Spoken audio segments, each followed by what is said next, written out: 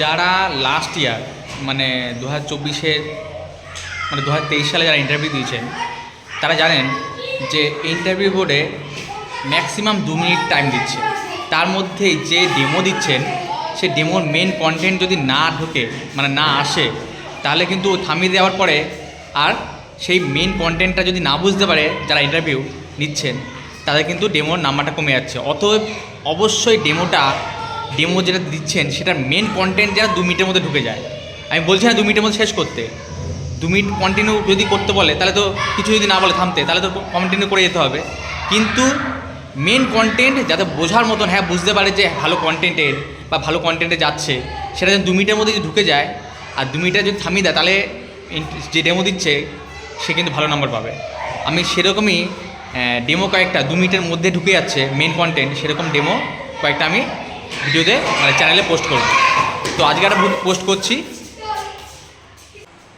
আচ্ছা বাচ্চারা, আগের দিন ক্লাসে আমরা কি শিখেছিলাম তোমাদের মনে আছে কারোর? হ্যাঁ, বর্ণ বিশ্লেষণ। আজকে আমি একটা জিনিস লিখছি, দেখো তো এটা কি লিখছি। হ্যাঁ, বিদ্যালয়। বিদ্যালয় তোমরা পড়াশোনা করো।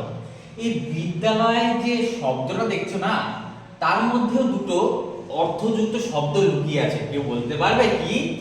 হ্যাঁ, বিদ্যা, বয়সী দয়জফলা আকার। বিদ্যা, বিদ্যা মানে কেউ জানো? ঠিক বলেছো, বিদ্যা মানে জ্ঞান। আর আলয়, অন্তস্থীয়। এইবারে দেখো আমরা বর্ণ বিশ্লেষণে কি শিখেছিলাম? বিদ্যা বলো, কে বলতে পারবে? বলো। ব, তারপরে হস্যই, তারপরে দ, তারপরে উন্তজ, তারপরে আ।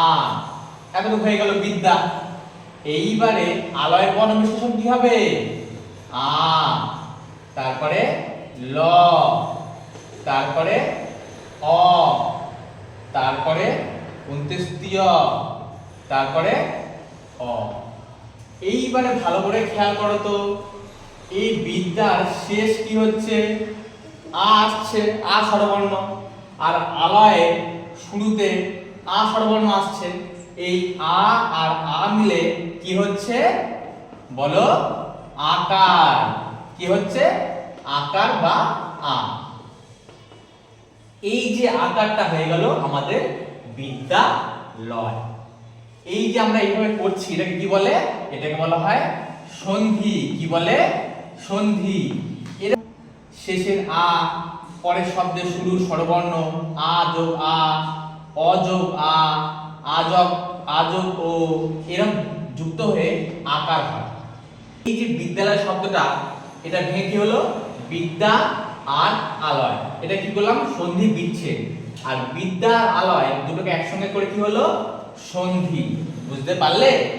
তো এইরকম আজকে শিখলাম, পরের ক্লাসে আরো শিখবো। ঠিক আছে?